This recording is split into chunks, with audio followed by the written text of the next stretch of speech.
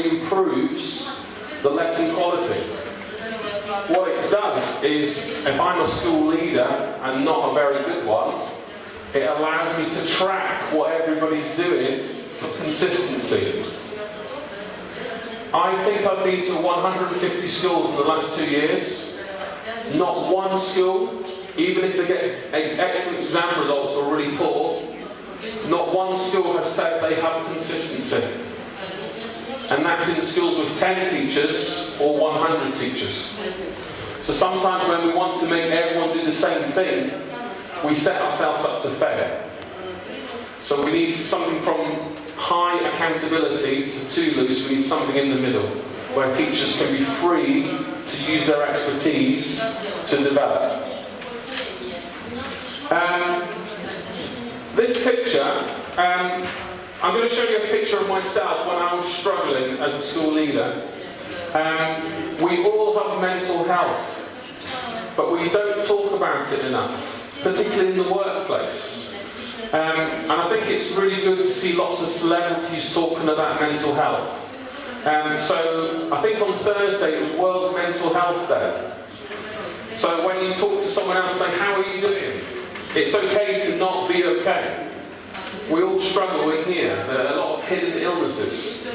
So this image I'm going to show you is 2 weeks after inspectors came to my school and essentially closed the school to say it wasn't very good. I had on social media 250,000 teachers saying these ideas are amazing, they're really helping me. But 5 inspectors came into the school for 1.5 days or 2 days and didn't like what they saw. So the impact was on me, mental health wise, and also the school was lots of the teachers left, the pupils are left to suffer, lots more money by the government to spend to try and make the school improve. And actually 2 years later, you could argue that the school, there's lots of things that we do in schools, but very little has changed. And many of the pupils were excluded also. So this is me at 6 a.m. in the morning. It's called blepharitis, it's an eye infection. So it's my body being stressed to say all the pressure of the inspections coming out. So I only had, I think, 6 hours sleep over 2 days. The head teacher was removed, although that was kept quiet for a long time. I had nosebleeds, diarrhea, insomnia, just from the stress. Now, I've always chosen to work in very difficult schools. Students from low-income families, poverty, many languages. So my school, my last school, the children spoke 75 different languages. And when I lost my job to redundancy in 2011, that's when I started blogging as a teacher. And eventually, despite the stigma of being redundant, I blogging and choosing to work in a tough school again. When the school was essentially closed, I decided, well, I'm not going to stay here, and you probably don't want a school leader to work part-time or talk about teaching on social media to the world. It maybe isn't compatible with government. So I decided to leave and come and share ideas with lots of teachers around the country and in different countries. So this one, particularly number 5, is we have a retention crisis. We think we actually have a model that actually pushes teachers out, maybe accidentally. Okay? This one, I'll talk about this maybe in my workshop, Mark Plan Teach. In England for decades, we had a process where someone would come to your classroom and observe you and put you in a box. You were either not very good or you were very good. And you were judged in 20, 30 minutes. So I've been teaching 20 years. Someone comes to my classroom and judges my performance in 20 minutes. This is what we do to each other. I don't think that would happen in psychology or medicine.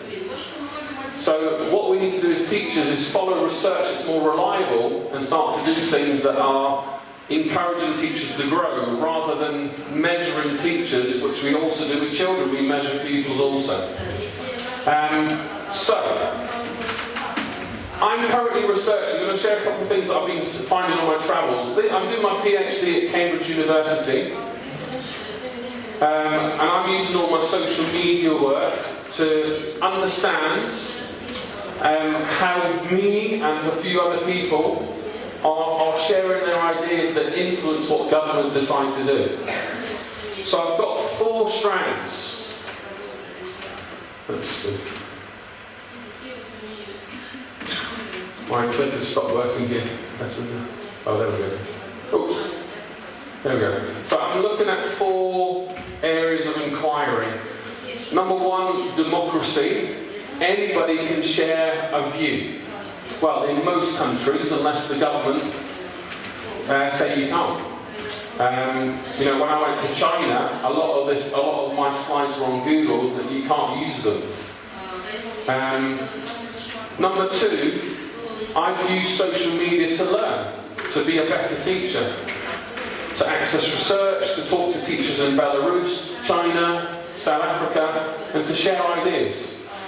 Number 3, you'll see this is a good example. In many ways, you are all activists. Okay, doing it quietly, because you're sharing ideas in your own time, not during the week when you're working and you have to be with your school. So people are creating petitions or making videos and putting them on YouTube or Twitter and sharing their views. So every person is now a journalist. I think as a teacher I can now share ideas from my classroom with the world. And then the last one, number 4, solidarity. We come together in groups. So today everyone came to the front and said, I'm doing something on reading, I'm doing something on literacy, I'm doing something on vulnerable pupils. People find their niche and they find what they need the most for their professional development. So I'm analysing this through my 10 years of social media to see what teachers have done through sharing ideas online, how it influences education policy. This university is in America. It's called Rutgers University. And it compares the differences between teachers, or in fact not teachers, anybody who does these things on social media. So think Kim Kardashian, okay, selfies, okay? And often they will have, so retweet is, can you share my video please? Please share my video. So they're just being selfish.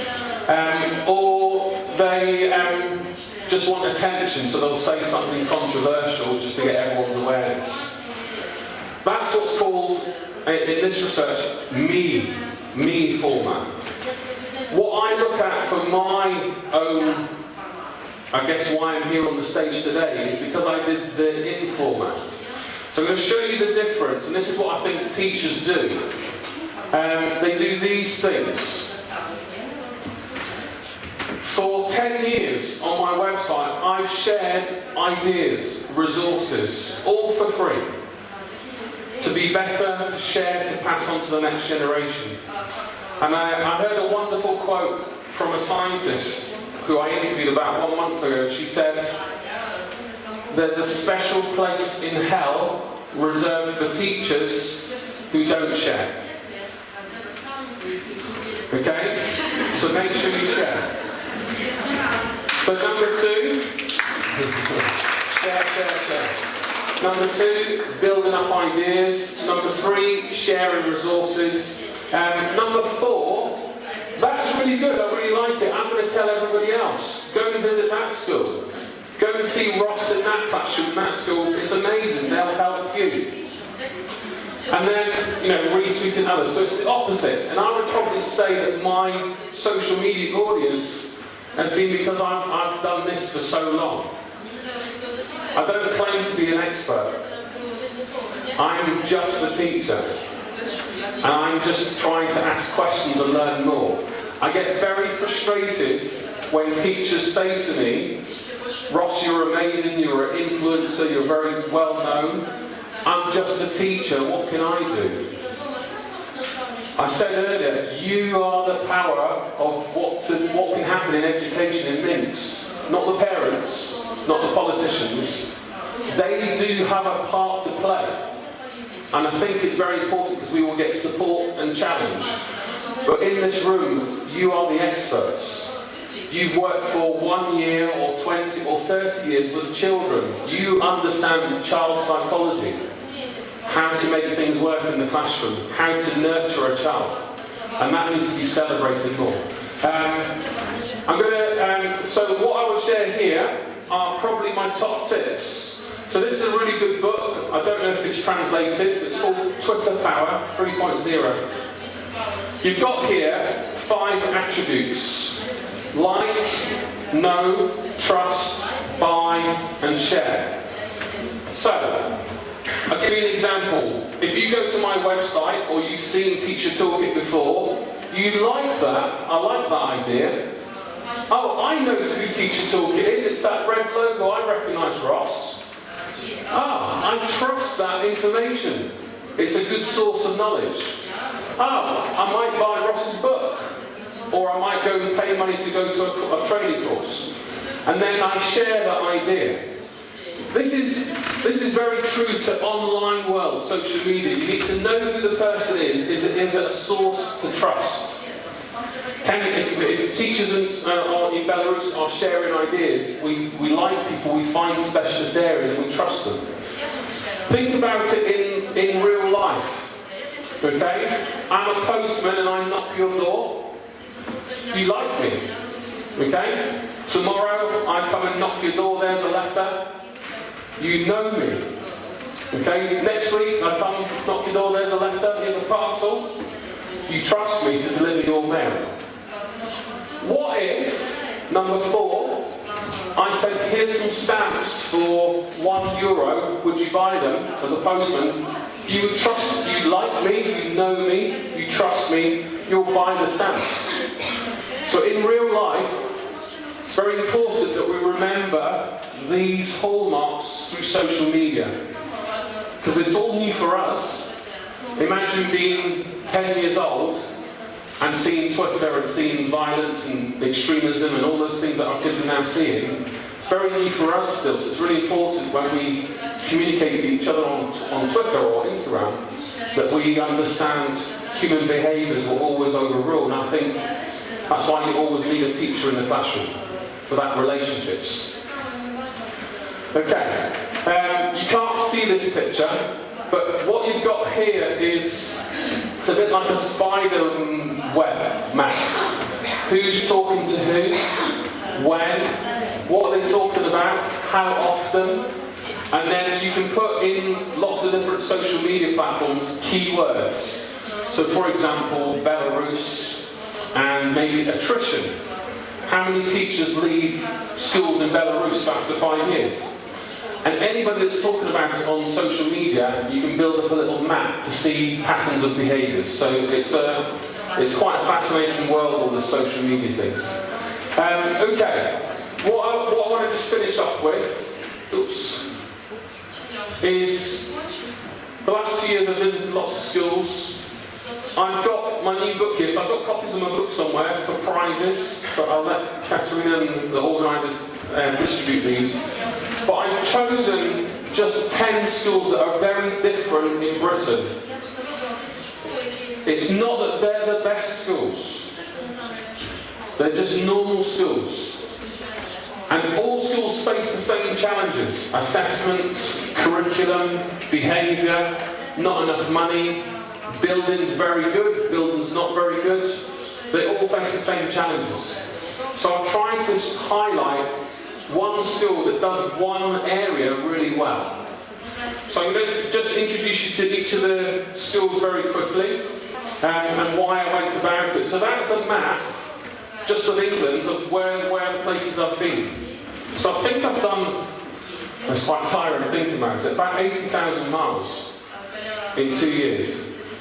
Visited lots of schools, very remote regions, on mountains next to the sea, in cities, everywhere. And maybe we keep doing that model because we can spend less and we'll get better samples. But it makes more pressure, more workload on teachers and teachers leave.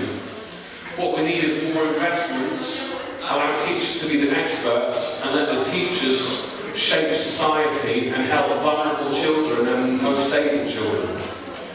And I don't know if this is common in Belarus, but in England, we have a system now where we compete against one another, rather than are rewarded for sharing ideas. And what the result of that is that you get lots of people gaming the system, trying to fill in to all the exam conditions to the top of the table. With the bow and arrow, that's Nottingham. I don't know if you know that story, but this is a pupil referral unit or alternative provision. So when a child is expelled, do we know that word expelled, expulsion, banned, bye-bye, they have no education. So there are schools now that take them in, and it's their last chance to get some qualifications. Children that go to these types of schools, often in the UK, become the children that end up in gangs or with knife crime. Not always, but the kind of research shows that they're much more vulnerable to be immersed in gang culture, because what the gangs see is all the children are all in one place, so it's really easy for us to find them. But that school's doing really well. This school's in Wales. So it's very remote. The nearest school's 20 miles away. I'm not saying it's like Belarus, but when it snows in England or in Wales, it's a real snow day. Sometimes in England we pretend to close the school when it's a little bit of snow. Okay? It's because we don't have the infrastructure to deal with lots of snow, but they get real snow. And this school just has 350 children. And 350 children, there are 11 years, so from 3 years old to 16 years old. In every year group, there are just 30 children.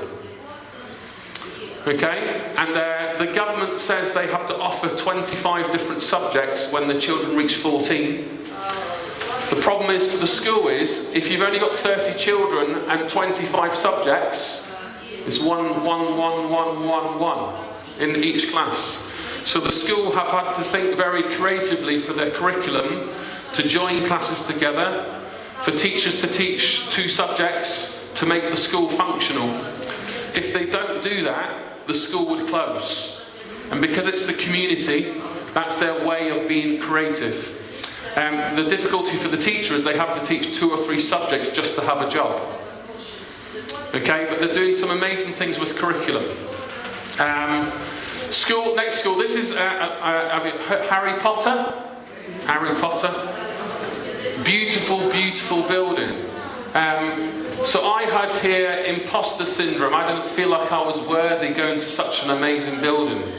My own education was in very poor buildings. So to go and see this type of school in Edinburgh, where people like Tony Blair, or stories about James Bond, the double secret agent in England. It's a great school, but they still face challenges. They still have problems. And actually, it's a boarding school, so the children stay with the teacher for 7 days a week. There's no mum and dad. So the teacher, on Friday, on Saturday, they do sports. And then on Sunday, everyone kind of reads the book or does their own thing. But the teacher is the guardian, the parent. So a different challenge. Next school, this is a school in Bristol, so southwest England. Bristol is the cocaine capital, so Class A drugs, of the UK. I only just found out yesterday, so I've lived in London 25 years. Londoners, the drugs, whether it's injections or snorting, 500,000 times a day, which is frightening. And I think it might be the middle class, people that have money, buying drugs that fuel the children from low poverty in gangs and knives, which is sometimes you see on the news, someone's been stabbed in London. We've got a kind of very strange emerging trend of children just stabbing people. It's very sad. So that's something we have to fix as a society. But I found out on my research that Bristol is a challenging area. It's actually the cocaine capital of the world. But Jamie Barry, the head teacher, has moved from a school to work in a tougher school in a difficult area And what he's found is the teachers are really struggling with their mental health. So a lot of his work is to make sure the teachers are in a happy place to be able to do their work. So they feature in my book about teacher well-being and some of the ideas that they're doing. This school is one of the oldest schools in England. It's a grammar school. So traditionally this type of school, children have to pass an exam test to get into the school. And in England there's a big debate about why a grammar school, why can't we just have all schools that let all children in? And I chose this school particularly because typically grammar schools get very good results because they choose the clever children. But actually what they found is because they're children, they struggle with mental health also. So this school is, I've chosen it because they are doing amazing work with mental health for children, and they're getting recognition from the English government for their work in pupil mental health. This school is in southeast Kent, so near Dover, when you go from Dover to Calais towards France. And this is a selective area, so all schools choose children based on an exam they sit at 11, and they take the best kids. Sally, the head teacher, is the only school that doesn't do the test. She takes all the rest. And she has a rule that she doesn't exclude any child. They have a farm, they do lots of vocational subjects, so engineering, being a chef, you know, those types of traditional skills, mechanics. And they have a large school, so 2,000 pupils, 300 staff, so about 250 teachers. And they're doing a lot of work for inclusion, so making children, whether you're A star, grade A, or grade E, you're in our school family, and all the children succeed. And they have a different way of providing their education. I don't know if anyone's familiar with the Swedish word Kungskapsskolan. That's what it means in Swedish. It means knowledge school. And it's their model where all the kids come together, whether they're 11 or 18, and they work together. Deadlines, or they go out to another classroom for some specialist equipment, so maybe to go make a pizza in a food technology classroom. They come back into a big central space, and the children hot desk. It's like mini people at work, and they're working on lots of different projects. So they use that model in their school. Next school, this is Magdalen College in Oxford. So they're looking at curriculum. This is a private school where parents pay money to go. And Helen Pike, the master, she's done great work in terms of the curriculum. So what do we want our children to learn is also aligned with the teacher's professional development. So where teachers need to learn more, that influences their curriculum decisions. The curriculum also influences what the training they need. And those two that work together make sure that the teacher knows the most about their subject, more than parents. And the teachers are examiners, so they mark exam scripts at a national level. So they're always receiving training, and if they collect all the exam papers, they see what everyone else is doing around the country, that type of thing. Okay? This school is in West London. Large pupil population, large disadvantage. Slough, so it's just outside London, it has the most kind of global headquarters, so things like McDonald's, Ford, Porsche, big businesses where they have their bases for chief executives. And a lot of these children can expose what's on their local doorstep for future jobs. And we talk about skills quite a lot. What skills do we want our kids to know? I think it's really important that your school brings in local businesses and local experts to see what careers they can have. I went to one school in Switzerland. They have skiing on their curriculum. It makes sense. I went to a school in England by the sea. They don't have rowing on the curriculum. But they should, because maybe the children want to be a sailor. But this school, they're looking at research. So every week their teachers, they're also talked about research papers. Every week they look at a paper, they ask questions, and they share it in small groups and then come back to the school and share.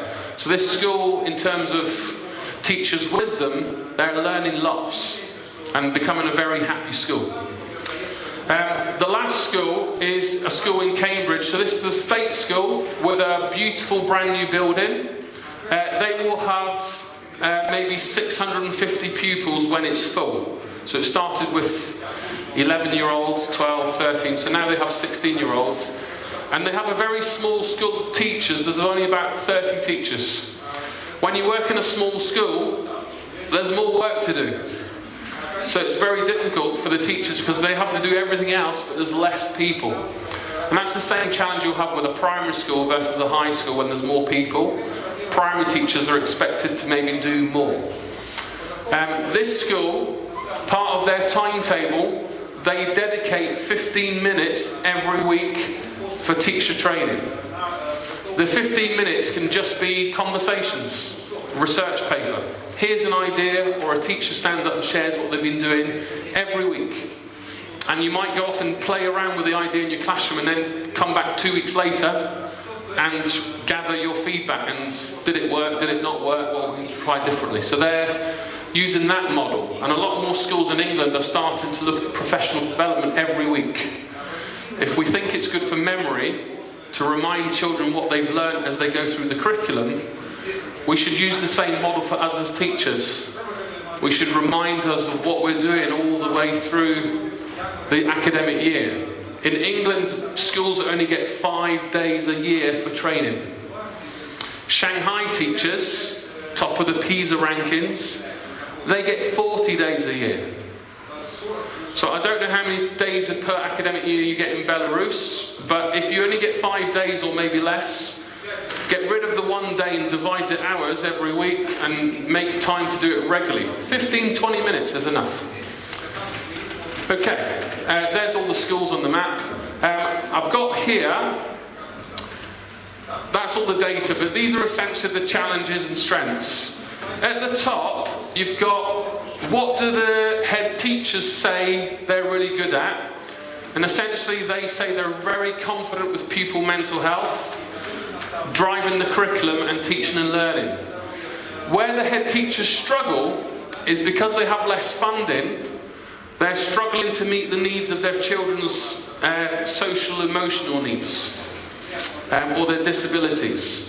And also the second one talks about teacher well-being. Teachers need help, how to manage their mental health and how to balance their workload versus being happy in life. The last point, I think it might be this word here, is research. I'm so busy in the classroom, I don't have time to start with research. Where do I start? Can I trust it? And what do I do with the information? So John Hattie's work's great, but it doesn't tell teachers what to do. And what we have to do is work out, this is what research says, this is how we're going to do it. Really important that it's not a checklist or things to copy, because some things will work in one school but they won't work in yours.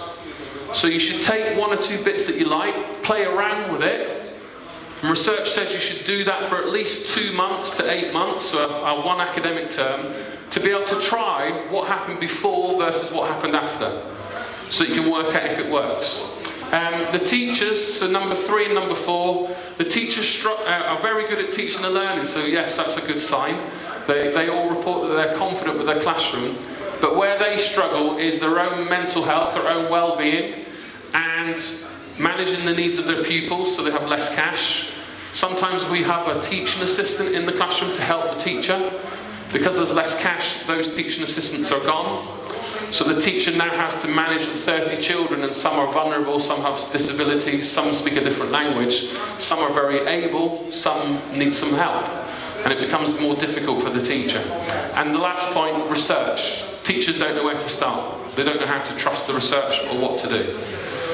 Okay, so takeaway. What I'm going to do in my Mark Plan Teachers is give lots of teachers practical ideas to reduce the burden and be more effective. I hope that translates well into kind of Russian in terms of the strategies. So we'll see, we'll have a bit of fun. But this is one of my ideas I put on social media 10 years ago. This is called the 5-minute lesson plan. It's been downloaded 1 million times on my website. Essentially, I'm saying here, don't fill in the form. It's a thought process. Planning lessons is a thought process. So it follows a what, objectives is what, why is this important to teach the children? When they leave and come back to you the next day, how are you going to test that they know it? So what strategies will you use? So we talk about memory or questioning, or I can go thumbs up, thumbs down, or show me a little whiteboard. And then how you do it is everything else. So it's a what, why, how method. And the how part is what you do in your classroom, whether you teach 4-year-olds or 18-year-olds, or maybe even adults. Another idea, I probably won't be able to do this, I'll do some more workshop. I'm going to show you how I've written 6 books, 2,000 articles, and held a busy job. Does anybody use voice technology? Anybody? A couple of people. It's on your phones and it's free. I basically just speak to my device and it types it up for me so I don't have to type it. So I'll do a demonstration in my Mark Plan Teach workshop. So my last book, I spoke to on the computer. I used this piece of software called Drag and Dictate. And I'm sure it works in Russian. It learns your accents, the grammar, punctuation marks. You don't even need to use your hands. You just speak to the computer. So when I was writing my book, I was just checking to see that it heard me correctly. And the more times you do it, the more sophisticated it becomes. So that'll be my top tip for everybody. It will change your life. It will change your life. And it's on your phones as well. So I text my wife just by speaking very quickly. Okay? Easy. Last one. Verbal feedback. I'm going to share this tomorrow in my workshop. When teachers speak to children, instead of marking their books, it makes no difference to their exam score. In some respects, it makes their exams better because the teacher's having regular conversations. Behind the scenes, there's lots of research and scripts. So I say things very punctual in a 4 or 5 minute script. Okay, and I work through the classroom over a sequence of lessons. And that's what the research said. So I'll just kind of show you those are the schools, the 7 schools across England for 1 year. And the schools took part in lots of the research. They went off and this was their research question. And they spent a whole year just doing this. They spent 1 day coming up with this question and arguing about it. So the key one there was the word engagement. What does engagement mean? Better behaviour, asking questions in class, reduction in exclusions, better punctuality, lots of things. So we defined that. I'll finish off with that's the method. I'm going to share this tomorrow in the workshop of the research framework they use. That's a really good start for busy classroom teachers. Mother, there's a side to me you don't know, different to the child with the smile in your photos. Made some decisions, some wrong, some right. Now strangers hold my number when I'm sleeping at night.